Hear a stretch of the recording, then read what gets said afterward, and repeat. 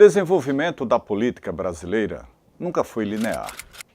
Desde a colonização portuguesa, passando pelo período monárquico e chegando à confusa república, assistimos uma série de disputas, movimentos, ascensões e quedas, conflitos e crises.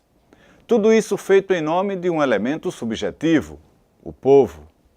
Infelizmente, ao olhar atentamente para este traçado histórico, o povo sempre foi afastado das decisões mais importantes ou, no máximo, utilizado como massa de manobra para se provocar rupturas maiores. O sistema político criado da monarquia e ainda permanente na República transforma os partidos em sistemas que usam dos votos, se renovam em promessas infinitas nos períodos eleitorais e, infelizmente, afastam qualquer possibilidade de discussão social ampla, limitando a democracia para um sistema onde as vozes populares são ignoradas plenamente. Do Brasil colônia ao Império, o que se enxerga é a disputa entre as forças da monarquia portuguesa em silencioso e compactuado confronto com as elites locais, herdeiras de grandes terras, controles financeiros e nomes pomposos, cujas raízes profundas ainda hoje se refletem nas oligarquias regionais. São justamente essas famílias herdeiras das políticas imperiais que vão resistir e insurgir no período republicano. Fazendeiros, cafeicultores, senhores de engenho, irão lotear a nova fase das instituições com apoio do Exército e da Igreja Católica. E conforme já dito, o povo é mantido distante, inaudito e ignorado. A República nasce sob um signo de golpe. Não é uma construção social, não é uma vitória popular. Não reverbera as ansiedades das classes mais humildes. Surge para a defesa dos interesses das oligarquias que, desde a colônia, se renovam no controle dos mecanismos de poder. O processo constitucional de 1988 provoca uma significativa ruptura nesse quadro, possivelmente. Os anos vivenciados sob o espectro do medo e do silêncio ditatorial permitiram a cristalização de ideias políticas reais, refletindo em uma sociedade plural, manifestante e com a importante experiência da aglutinação em torno de grupos não governamentais para exercer a cobrança e a resistência política. As eleições, a partir da década de 90, mostram uma impetuosa participação popular envolvida ativamente nas campanhas e interessada em temas clássicos como educação, saúde e trabalho, porém sem ignorar as demandas que surgem no alvorecer dos novos tempos, a tecnologia, o acesso à informação, a diversidade sexual e as mudanças dos paradigmas do trabalho.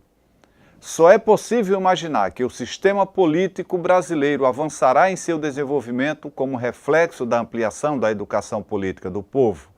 É uma matemática real e sensível.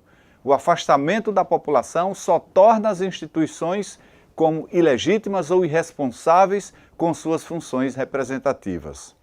Essa integração entre estrutura política brasileira e a sociedade organizada é o único direcionamento possível para que os escândalos e retrocessos que temos presenciado nos últimos anos possam ser eliminados, permitindo que o Brasil efetive os princípios de Estado democrático de direito emanados em sua Carta Magna e, principalmente, na própria luta de seu povo.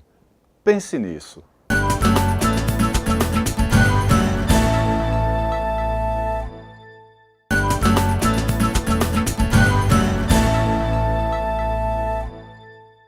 No programa de hoje vamos receber o professor Francisco de Emerson e o nosso tema será a formação política do Brasil.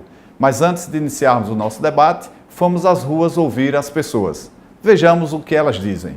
Na sua opinião, a atual crise moral do nosso país tem a ver com nossas origens? Não, absolutamente. A crise moral é uma sequência de incompetência mesmo dos políticos, né? Eu acho que não tem absolutamente nada a ver com raça ou origem, né? Vamos dizer assim. Não.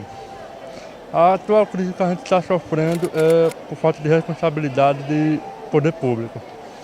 Na minha opinião, eu acho isso. A crise hoje em dia, cada dia que passa, está pior. Tudo alto, água, luz, energia, combustível altíssimo demais. A gente ganha pouco, o salário da gente é muito pouco para pagar caro para o país. Ou seja, eu acho que o governo está jogando tudo em cima das nossas costas, praticamente. Sim, sim. Que é democracia? Vem do grego. Demos, povo. Kratos, poder. É o poder do povo. Mas a crise que nós estamos vivendo é em função do nosso regime. O Brasil nunca teve uma verdadeira democracia. Tem uma era o poder econômico, os grandes barões querendo dominar a nossa gente. Então, infelizmente, todo o povo tem o governo que merece. Eu tenho 51 anos. Eu nasci no regime militar, em 65, certo? Então, eu não sei que momento da história a gente se perdeu. Porque quando os anos 80 eu era adolescente, o povo era mais, questionava mais seus direitos, através da música, através da arte. E depois a gente perdeu o rumo, perdeu o foco. Eu acho que tem a ver com a criação de cada pessoa. Porque na minha casa eu tive uma criação bem rígida e ao mesmo tempo aprendendo a respeitar o ser humano. Então o que as outras pessoas fizeram antes de mim não influenciou diretamente nas minhas ações, indiretamente. Por exemplo, a minha mãe, ela me ensinou a respeitar as pessoas. Então, eu acho que a moral vem do respeito. Se você faz uma ação que eu não concordo, mas eu respeito, eu não vou cometer um crime contra você por pensar diferente. Sempre, né? Porque desde o começo aqui o Brasil sempre foi muito corrupto, eu posso falar isso? Então, tanto a população quanto o pessoal que está no poder. Ah, sim, sim. Toda a formação, né, do Brasil, no sentido de que ele já foi criado como uma colônia de exploração. Daí uma série de eventos, né, que a gente sabe que tem raízes históricas, com certeza. Com certeza. Eu acho que nossas escolhas também cooperaram muito para isso, né? Poderíamos pensar bem, rever nossos conceitos, pensar bem nas autoridades que colocamos para governar o nosso país. Assim, acho que faz parte da construção política e cultural do país desde a sua origem, sim. E acho que, na verdade, os últimos governadores que tiveram presentes na política nacional foram que vieram fazendo modificações importantes para levar à crise que a gente está hoje. Infelizmente, algumas medidas que foram erradas, o meu julgamento, mas que eu acho que todo o processo de mudança, para melhor, eu espero, precisa passar por uma dificuldade como a que a gente está passando agora. Eu acredito que toda a base que nós temos quanto cidadãos, ela vem desde a época do descobrimento, tá? Eu acho que uma geração, ela não é culpada por todos os erros que acontecem no momento em que elas estão vivenciando as coisas. Eu acho que nós herdamos muito dos nossos antepassados. Isso sim, também não nos dá o direito de nos mantermos impassíveis, sem ação em relação ao que está acontecendo. Mas nos faz sim refletir sobre o nosso passado, porque quem não conhece o seu passado está fadado a repeti-lo. Tá? Eu acredito que a ética, a moral, ela é algo que a gente precisa exercitar, mais do que apenas falar de forma demagoga, mas sim exercendo esse direito para haver uma possibilidade de cobrança para os nossos representantes. E qual é a nossa origem? Bom, a origem inicial do povo brasileiro é indígena, né? Se for olhando pela questão racial, é indígena, né? Só que houve uma aculturação muito forte, né, dos povos europeus e uma interferência muito grande também da cultura africana, mas a nossa origem realmente é indígena, né? O povo brasileiro é muito bonito e a diversidade cultural é maravilhosa. Nós somos povoados, né, por vários povos, né, espanhóis, portugueses e o africano. Então, nós precisamos ensinar as pessoas o povão a como exercer sua cidadania, entendeu? Mostrar às pessoas, esse povo que não tem acesso à informação, como exercer sua cidadania. Nós somos marcados por bastante miscigenação, né? A gente não tem vamos dizer, uma raça pura. E essa eu acho que é a nossa característica principal. Pessoas oprimidas servindo aos grandes, que detinham todo o poder e todo o controle. A gente vê hoje em dia a educação, vários setores que são base para essa cidadania ser exercida, elas têm sido, de certo modo, tolhidas em relação ao cidadão. Eu acredito que a base, sim, histórica, ela é muito prejudicial, mas nós temos que nos erguer e tomarmos posse do nosso presente. Olá, meus amigos e minhas amigas, estamos iniciando mais um Cidadania em Debate. E o tema do programa de hoje é Formação Política do Brasil. E para essa conversa, convidamos o historiador Francisco de Emerson, que também é presidente da Academia de Letras de Aracaju. Professor, prazer enorme contar com sua participação aqui e vamos estar conversando nesse tempo de programa para que a gente possa trazer alguns esclarecimentos e informações com relação à formação política do Brasil. E eu inicio fazendo aqui a reflexão de que a nossa Constituição, a nossa lei maior, diz que nós vivemos num regime democrático do povo, pelo povo e para o povo. No contexto histórico, como se situa o povo na evolução do nosso país? Bom, primeiro, muito bom estar com o senhor, é um prazer estar aqui. O povo é um elemento sempre destacado, elogiado, lembrado, mas não real, né? O Brasil, historicamente, tem apresentado que o povo está ausente das revoluções populares, né? Então, é popular no sentido de que causou mudança, mas não há uma integração, uma participação ativa desse povo, né? Quando o imperador Pedro I decreta que o Brasil está livre de Portugal, ele faz isso com seus soldados, não com o povo. Quando Pedro II é expulso do Brasil, né, com sua esposa, a imperatriz, e os príncipes herdeiros, os menores, inclusive crianças, é expulso de madrugada, o povo estava dormindo, né? O povo acorda com um golpe militar e que se funda uma república, que nem sabia o que era ainda, né? No século XX, todos os movimentos sociais que aconteceram no Brasil e políticos importantes, o povo estava sempre à margem, né? Às vezes questionando uma coisa ou outra, mas os embates eram muito complicados. No período do golpe militar, 64, ainda se percebe uma parcela do povo cobrando mudanças em si, mas não há realmente uma integração desse elemento povo, né, na política nacional. É um elemento que é lembrado, proclamado, sempre falado, mas não é integrado realmente às questões do povo do Brasil, políticas.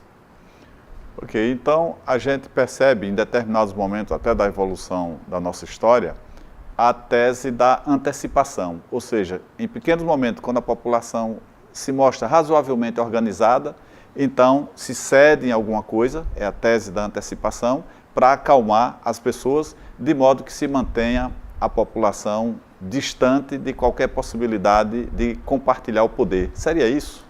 Também, creio que isso também se junta com essa teoria, a ideia de termos uma estrutura de educação frágil, de economia frágil. Então, se eu tenho educação fragilizada, então eu vou ter pessoas que vão estar com menos acesso à informação, à crítica, a dados, à divergência também. E, além disso, uma estrutura social precária. Então, se eu não tenho saúde, trabalho, não tenho cultura nas periferias, por exemplo, então eu vou ter, logicamente, um quadro social ruim, que não vai efetivar-se uma mudança plena, né? Eu gosto sempre de dizer, meus alunos também falam sempre isso, que é muito difícil cobrar que na periferia eu tenha grandes exemplos de cidadania quando o Estado não é presente. Não há educação, não há cultura, não há trabalho amplo, né? Então isso também se demonstra esse processo, né? Creio que essa ausência política também se dá por um projeto de manter o quadro como está. Então não permite que a população tenha acesso a instrumentos de crescimento evolutivo, social em si, para manter um quadro como fica nesse momento. Por isso que após várias constituições na nossa história, nós temos a última, 1988, que é considerada a Constituição Cidadã, porque consagra direitos como participação popular, controle social e pela primeira vez nós temos numa Constituição a figura do ente federativo municipal. Então isso vai consagrando a evolução da proximidade disso que o senhor está dizendo, de cada vez mais com a participação popular, com o controle social, trazermos o povo para aquilo que poderíamos chamar de uma democracia semidireta, né? Seria isso? A 88 Constituição ela prevê e produz um discurso de integração mesmo entre o Estado e o povo, né? Quando se pensa em educação ampla e gratuita, quando se pensa saúde gratuita, cultura, esses elementos como base da sociedade, o projeto constituinte é que houvesse uma mudança radical na nossa sociedade. Infelizmente, os governos posteriores a 88, muitos falharam em relação a ampliar essas políticas. Então a Constituição lá existe já há mais de 20 anos e muitas questões estão lá não foram aplicadas, né? Um exemplo bem prático, eu gosto sempre de colocar, aqui em Aracaju, por exemplo, é imaginar que nós só temos espaços de leitura, por exemplo, bibliotecas públicas. Duas no Siqueira Campos e aqui na 13 de Julho. Não tem mais um espaço de leitura popular nas periferias, por exemplo. Então, por que será que não tem um espaço de leitura nas periferias? Então, como é que eu posso exigir a cultura ampla, livre e popular nesse quadro, né? O objetivo dessa nossa conversa e desse nosso programa é discutirmos a formação política do Brasil. Então, vamos contextualizar o momento atual, como o senhor encara, que análise de conjuntura o senhor faria dos dias atuais aqui desse país? Eu creio que nós estamos passando por uma das crises mais sérias que o Brasil já teve.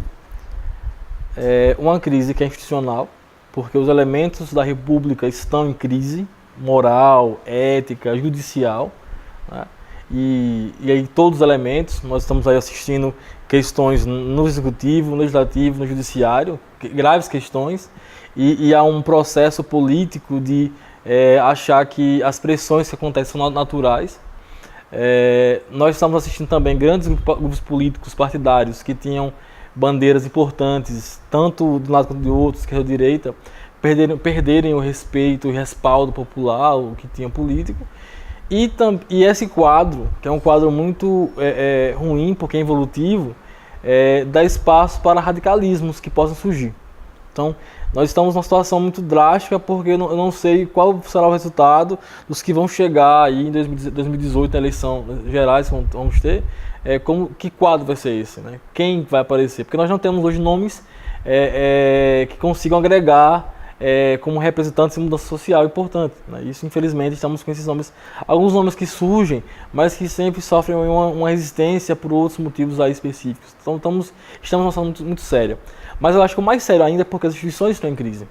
Quando nós vemos, por exemplo, uma matéria de jornal que fala que a Câmara de Deputados vai criar uma CPI para pressionar o ministro do STF, que está relatando a Lava Jato, demonstra muito sério, porque nós estamos assistindo uma ação de um órgão legislativo federal contra um ministro de uma Corte Suprema, de maneira muito explícita e gritante, e achamos isso natural. Então, acomodar-se com esse quadro e achar natural é complicado. Então, acho que nós estamos passando uma fase muito tensa. Mas também, ao mesmo tempo, não sou pessimista, eu creio que é um momento de reflexão também. Então, acho que esse quadro todo vai permitir que nós tenhamos aí, a partir dos próximos anos, e já tem esse ano também, quadros políticos diferenciados. Então, ao mesmo tempo que eu vou ter radicais, eu vou ter pessoas que tenham maturidade, experiência, que vão saber se contrapor esse quadro que nós temos hoje nefasto. Então, eu creio que existe um lado positivo, né, dessa mudança possível acontecer, e o lado negativo, que é a crise que existe entre as instituições. Nós estamos fazendo essa contextualização e é importante que, pelo que já foi dito pelo professor Francisco de Emerson, nós temos uma crise da democracia representativa. Sim. E nós temos uma população que diz, eu voto nas pessoas e não nos partidos. Então, nesse contexto, nessa evolução histórica, como o senhor situaria a evolução dos partidos políticos no Brasil? Então, o Brasil, desde que tornou-se império, né, sempre houve uma preponderância do partido político, né? A ideia é que nós não criássemos o principado de um sujeito, mas de um partido. O imperador fazia muito bem, o imperador Pedro II, né? Então, quando tinha um partido que estava em crise, ele fazia eleição para que o outro pudesse assumir, então equilibrava. A partir da República, isso já entrou em um conflito porque criaram-se partidos políticos que representavam as oligarquias regionais. Então nós vamos ter partidos que representariam um discurso social, mas no final representam as vontades familiares de alguns. Tá? Então quando o partido político se torna um feudo particular, não é mais partido político, ele perde função. Então hoje nós temos no Brasil essa situação. Há uma imensidão de partidos políticos que não tem uma carta ideológica prática, clara, não existe. Existe uma composição política para adquirir fundos partidários, para trocar cargos, para ganhar votos, mas não existe uma relação de estudo de uma carta de compromisso, de uma cobrança ética desses partidos. Então esse é um quadro complicado. Mas também, quando se pensa, por exemplo, em permitir que o cidadão possa ser candidato sem a estrutura partidária, é imaginar quem seria esse candidato também. Porque, por exemplo, no Brasil hoje a eleição é muito cara. A eleição, ela é cara. Então, será que um candidato da periferia, que não tem condições da estrutura partidária, conseguiria participar do processo, como está hoje, né? Será que conseguiria esse contexto? Também é um quadro a se pensar. Ao mesmo tempo, tem que se cobrar que se não existia uma relação programática entre o que se faz quando eleito e o partido político, algo está errado, tem que ser cobrado. Então acho que tem que se pensar essas duas estruturas. Como está hoje no Brasil, partidos políticos, é uma grande fraude no final. Né? Ele vende uma ideologia, um discurso, mas que na prática política, no dia a dia, é o contrário. Né? Eu ouvi um comentário um dia desse que um partido político famoso do Brasil, ele era oposição de sexta a segunda, ele era governo terça a quarta e era livre na sexta. Então, não se sabe no final o que é o partido vai colocar. Isso mostra a fragilidade ideológica. Então, nós temos partidos que, ao invés de serem programáticos, como o senhor está dizendo, e a própria denominação de partido, que significa o quê? Decompor a estrutura, a figura do Estado em partes. Então, um partido entende que a melhor composição para o Estado seria, por exemplo, termos um Estado onde tudo fosse privatizado. Outro partido vem e se diferencia e diz, não, eu acredito que a melhor forma de constituirmos o Estado político seria através de todos os serviços públicos e como uma outra concepção alternativa poderíamos, por exemplo, ter alguém que dissesse, não, é possível que tenhamos as duas coisas, o público e o privado. Então isso aqui dá a ideia de partido, onde cada um tem uma concepção ideológica de como o Estado deve ser constituído. E os partidos deveriam funcionar conforme essas estruturas, esses programas, e os eleitores nas eleições deveriam escolher votando no programa. E aí nós temos uma distorção e estamos distantes, isso é um processo a se construir. Para que nós possamos fortalecer a nossa democracia, é imprescindível que possamos fortalecer os nossos partidos do ponto de vista programático e do ponto de vista da representatividade dessas ideias. Já aconteceu algo parecido na história do nosso país? Eu creio que no século XX, quando se tinha a UDN e outros partidos políticos, havia uma divisão até apaixonada, né? Então você tinha radicalismo mesmo, não sabia claramente o que era a posição política definida. No processo do regime militar, né, isso também ficou muito claro. A Arena tinha uma definição estrutural, enquanto o MDB tinha outra. E no processo pós-88, se tinha ainda uma lógica, né? Você tem estrutura pós-Arena, né? O PFL e todos os outros que existiam. O PMDB nasce como uma forma de contrapor e o PT, por exemplo, surge como uma grande voz da esquerda trabalhadora em si. Então, eu creio que nesse processo de 70 a 90 se conseguiu enxergar melhor essa ideologia programática, né? Tem casos que alguns candidatos foram expulsos porque não seguiam uma carta programática. Mas eu creio que de 2000 para cá, isso misturou muito, né? Porque as alianças federais não são iguais às alianças estaduais ou municipais e essa questão da mudança partidária por questões de interesses em si misturou muita coisa. Então você tem um candidato, por exemplo, que vai ocupar 10 partidos políticos em 20 anos de carreira pública. Isso é muito complicado, né? Quem é ele no final, né? Creio que a mudança é importante. Eu acho a mudança partidária é importante e representa uma mudança também de pensamento. Mas quando você tem um exagero de mudança, né, e tem casos no Brasil bem claros, demonstra que algo está estranho aí. Ou mesmo quando você percebe que o controle partidário é familiar. Então se passa de um pai para um filho, para um irmão, para uma tia, e não se há uma discussão colegiada dos membros em si. Então creio que nós temos um momento, resultado da crise política mesmo, de 88, né, do golpe militar, né, essa asfixia política do regime permitiu essa questão, e depois disso a abertura total permitiu que opiniões surgissem aí. Né. Um país como o Brasil é incompreensível ter tantos partidos políticos. É muito partido político, muito político que tem aí, que está rolando no TSE, e no final não se sabe o que é que isso vai causar, né? Porque todos eles vão querer ter um respaldo financeiro do partidário, mas não apresentam uma ideologia programática clara, definida. Nesse bloco, o professor Francisco de Emerson mostrou a fragilidade programática e ideológica dos nossos partidos, e em determinado momento ele disse que em eleição se gasta muito. Então é o poder econômico fazendo a definição. Isso distancia a nossa democracia da população. Mas nós vamos voltar a conversar no próximo bloco. Continue conosco.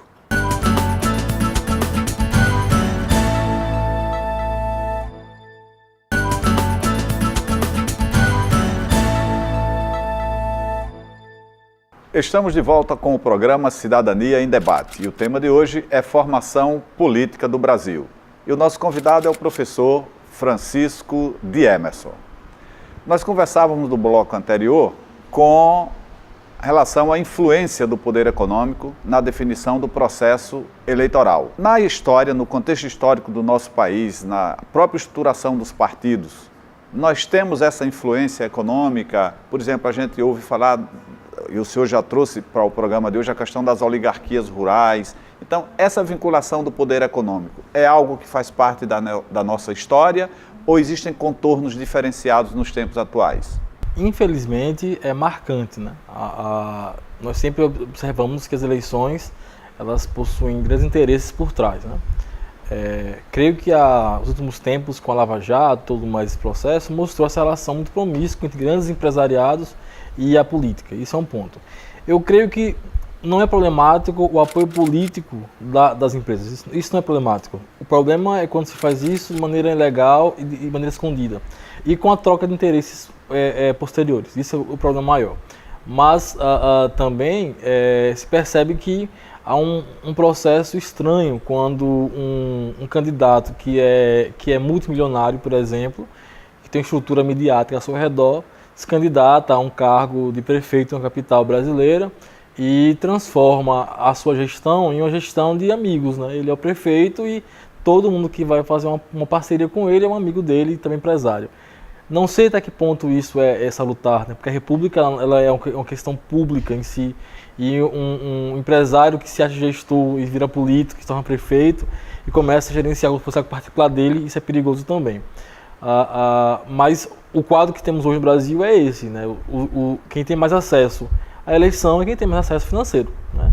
Quando vemos, por exemplo, grandes empresários que são multimilionários candidatarem a cargos legislativos, e você observa o ganho que ele vai ter em um ano com o ganho que ele tem na empresa dele, é algo estranho, né? Sempre é algo estranho. Na campanha dele não se paga como o que ele ganha como deputado, como vereador, como prefeito, por aí vai. Então isso é para se pensar o que é que tem aí em jogo desse quadro. E é interessante que se discute muito a questão do socialismo no Brasil, e a gente percebe que existe, de certa forma, uma socialização aí, mas por cima, sim, né? Sim. Deixando distante a população, e as pessoas usam, né, toda a estrutura do Estado, né, toda a política de infraestrutura. Então existe um socialismo feito por cima, desses setores que se apropriam do Estado, né, e em detrimento do povo, que tem a precarização das políticas de saúde, da política de educação, da violência urbana, enfim. O senhor concorda com essa? Sim, é só, por exemplo, observar que questões relacionadas à população, à saúde, à empregabilidade, à cultura, à renda, elas passam no legislativo com uma lentidão absurda, né? Ou nem se discute. Mas questões relacionadas a discutir renda, de grandes fortunas, por exemplo, a discutir questão de impostos, a discutir carga horária do trabalhador para efetivar o trabalho, é uma rapidez absurda. Então, como é que o lobby empresarial é muito forte na legislativo, executivo, né? Então isso percebe claramente que existe um acesso especial para quem é ligado ao mercado empresarial, a um acesso à política que não é comum aos mais pobres, né? Basta, por exemplo, observar os casos que nós temos na imprensa que acontecem de pessoas humildes que vão ao judiciário prestar algum tipo de depoimento, alguma queixa e sofrem um tipo de humilhação, porque não possuem um sapato, uma roupa decente, que se pensa decente, né? E quando você tem empresários que são ligados com vários processos judiciais, com vários crimes cometidos, mas são recebidos com festas e louvores. Isso é muito problemático, isso é muito sintomático no Brasil. Professor Francisco, nós temos um Estado democrático de direitos ou um Estado democrático de privilégios? Infelizmente, né? Não quer dizer que estamos em um Estado não há direito para ninguém, não é isso, o radicalismo não existe nessa situação. A questão básica é, quando nós vemos, por exemplo, nós temos desempregados no Brasil, desempregados, de pessoas que estão nas ruas, trabalhadores que trabalham 8 horas, mas demoram para chegar em suas casas 20, quase mais tempo para chegar em casa mais tarde, porque o ônibus é ruim. Isso demonstra que é algo estranho aí, né? Então, quando a população mais humilde é a que mais sofre, é a que mais tem o peso da carga tributária, da insegurança e tudo isso, demonstra que o privilégio é para alguns, né? Então, alguns recebem esse privilégio e outros vão estar sofrendo para manter esse privilégio. Então, esse Estado democrático de privilégio nos levaria a um estado de injustiça social. Sim, né? sim. Nós Infelizmente o Brasil é real, né? Eu sempre fico pensando, um trabalhador que vai trabalhar 8 horas numa construção civil, ele vai gastar 2 horas para chegar aos trabalhos para voltar. Então são 12 horas por dia para trabalhar. Então, e a família, onde fica aí? E o lazer, né? O bem-estar social fica onde? E detalhe, um ônibus que vai estar inseguro, um ônibus que vai estar ruim, o trânsito em crise. Então, como se pensa essa situação? Não se pensa, porque se mantém privilégio de alguns que vão estar ali mantendo. Essa fala do professor Francisco nos dá um gancho para discutirmos aqui essa questão que se fala muito hoje do Estado mínimo. Mas vamos deixar isso para um outro programa e vamos conversar aqui agora, contextualizando a questão de que na origem desse país, quando os portugueses aqui chegaram, e eu estou diante de um historiador e ouso fazer essa colocação para que a gente possa partir para o próximo questionamento, encontraram aqui os índios, né? Segundo autores, eu já li, falam em 4 milhões, 5 milhões, 8 milhões de índios aqui no Brasil, e depois vieram os negros, né? No processo de colonização desse país. E nos dias atuais a gente tem a discussão da questão da demarcação das terras indígenas, a gente tem a questão da política compensatória das cotas. Eu gostaria que o senhor fizesse uma ligação de tudo isso que temos hoje e com essa origem. Veja, o índio e o negro são os nossos grandes estranhos no Brasil, né? A cultura portuguesa europeia ficou em destaque, sempre essa ideia de valorização cultural do branco no Brasil se destacado, e ficamos sempre colocando o índio como um ser selvagem, que estava no interior escondido. Isso é lembrado no Brasil em abril, nas escolas, quando o aluno é pintado com o cocazinho de cartolina. Então o índio é o estranho. E o negro é a ideia de vitimização. Então o negro é vitimado, e o racismo no Brasil. O que nós temos hoje, claramente, é que o Brasil ignorou a questão do negro, foi jogado, né? Ele era escravo um dia, no dia seguinte ele era livre. Mas que homem livre era esse? Sem educação formal, sem emprego, sem ser cidadão. Que liberdade era essa? E durante 100 anos esquecemos isso, né? Esquecemos que esse processo existia. E aí criamos um racismo que é explícito, que é real, mas que acho que não existe. Vamos achar que não existe, que é questão meramente ocasional, né? E os casos vão se mostrar aí claramente. A questão do índio é mais grave ainda porque hoje, além de ter uma cultura que transforma ele no selvagem, há uma cultura de mercado que quer controlar as terras indígenas e que é violenta. Então o número de pessoas que vão lá, guerrilheiros que vão tentar invadir terras indígenas e matá-los e por aí vai, é absurdo hoje no Brasil. E é algo que a mídia não coloca. Então a ideia de ampliar o mercado agropastoril em áreas indígenas está existente, tem apoio do governo federal, isso é muito claro, é muito evidente. A FUNAI está sendo destruída nos últimos 2 anos pelo governo, porque se pensa uma ideia de um índio selvagem, ou então tem um índio que não é existente mais. Um candidato político importante que está surgindo nas mídias sociais, um radical, até disse que se ele fosse eleito ele ia acabar com o território indígena, acabar com os quilombolas, porque não tem por que isso. Então quando se percebe um parlamentar federal que se arvora candidato à presidência da República dizer que os índios devem ser destroçados ou expulsos de suas terras com os quilombolas, é algo estranho e demonstra que nós não evoluímos em relação a isso. Nós mantivemos eles em um estado histórico, para lembrar na história, nos livros de história, mas na prática política é algo ignorado, né?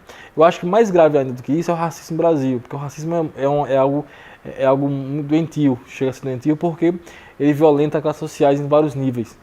Eu tive um amigo em São Paulo essa semana, há pouco tempo, e ele tem um filho adotivo que é negro, e estavam os dois no shopping de São Paulo, em Higienópolis, um shopping no bairro judeu de São Paulo. E o filho estava em pé e ele sentado. E chegou um segurança e pergunta, essa criança está incomodando? Aí eu disse, não, por quê? Não, porque não pode entrar aqui criança de rua. Como se o menino fosse negro, já era criança de rua. E o menino estava fardado com a escola da escola em si. Então demonstra esse processo, né? De que sempre uma ameaça, né? O negro é uma ameaça no espaço que não pode ter acesso aí, né? Quando vê, por exemplo, eu lembro uma questão em Aracaju, que em um tempo atrás, em um cartaz da prefeitura, tem muito tempo isso já, tem mais de 5 anos, que tinha assim, a saúde chega na periferia. O médico era branco, a periferia era um negro. Então até esses sistemas simbólicos são muito claros, né? Então se percebe essa estruturação. Creio que as cotas, quando vieram para poder mudar essa perspectiva, né? Sofre um embate muito sério aí, mas produziram um efeito importante de mudar esse quadro. Você tem hoje um espaço universitário maior, mais múltiplo, mais multiético, né? Isso é importante. Um outro cenário e outro dado que a gente tem para confrontar é quando analisamos os dados, por exemplo, da população carcerária do Brasil, os dados dos homicídios, a gente vai perceber de modo alarmante e preocupante mais de 50 mil homicídios por ano em nosso país. No Brasil, morrem mais pessoas do que até em situações, em locais no mundo onde estão em guerra declarada, e nós temos aqui uma mortalidade muito maior. E quando a gente analisa, o preocupante é que nós vamos encontrar jovens, né? Estamos dizimando uma significativa parcela da população jovem, negros, analfabetos ou semi-analfabetos, e, coincidentemente, essa é a mesma representação da população carcerária do nosso país. Então a gente fica a perguntar, os crimes e a violência, na realidade, eles são cometidos por essa parcela da população, ou nós temos um aparato estatal de polícia, de judiciário, que está habilitado a punir esse crime ou essas pessoas que já estariam, de certa forma, penalizadas pela falta de uma escola de qualidade, por uma falta de opção de emprego e renda? Como o senhor contextualiza tudo isso? Eu vejo que ser da periferia já é uma ameaça para alguma estrutura social. É só observar por essas manchetes de jornal. Se um jovem do bairro 13 de Julho, em Aracaju, é pego com um tipo de drogas, vai aparecer o quê? Jovem suspeito de porte de drogas. Se for um jovem que é pego com cigarro de maconha no bairro da periferia, é um traficante de drogas que deve ser preso, punido e expulso da sociedade. Então nós temos esse quadro que é muito sintomático, né? A ideia de que todo pobre periférico já é automaticamente criminoso em potencial. Isso é muito real para todos nós. Eu não quero fazer um discurso de vitimismo, de coitadismo, não é essa a perspectiva, mas encarar os fatos, né? Então nós temos uma situação onde eu não posso corrigir a falha social criando cadeias. A falha não vai se corrigir, vai se piorar o processo. Então, se eu não tenho estrutura social que transforme as periferias ou transforme os espaços mais pobres da sociedade, com educação, trabalho, renda, saúde e qualidade, eu não posso imaginar que lá vai sair uma situação perfeita, não vai. O combate entre o Estado e a violência e o tráfico vai ser muito claro, muito evidente aí, né? Mas há uma ideia de que esse perfil social vai sempre da violência, né? Infelizmente, os dados vão mostrar isso em causa desse processo. Essa é uma falha que nós vamos ter aí enfrentar, que não é simples, não se resolve de maneira prática, mas também existe um grande respaldo de um discurso nosso selecional. Então, se a pessoa é branco, que mora na região X, então ele não é criminoso, o outro é. Tem um caso agora muito claro da Cracolândia lá no Rio de São Paulo, né? Enquanto todos os zumbis eram zumbis que deviam ser mortos, internados. Aí aparece um rapaz que é filho de uma família rica, né, que foi os pais foram mortos, branco, um doutor pela USP, família rica, e é visto também nesse quadro esse discurso todo. Né, porque é um branco rico que está preso, está no tráfico de drogas, está usuário de crack também. Então esse quadro demonstra que nosso sistema é muito estranho, né? A nossa ideia de penalidade. E também o quadro mais sério é que nós estamos agora nos acostumando a transformar o crime em heroísmo.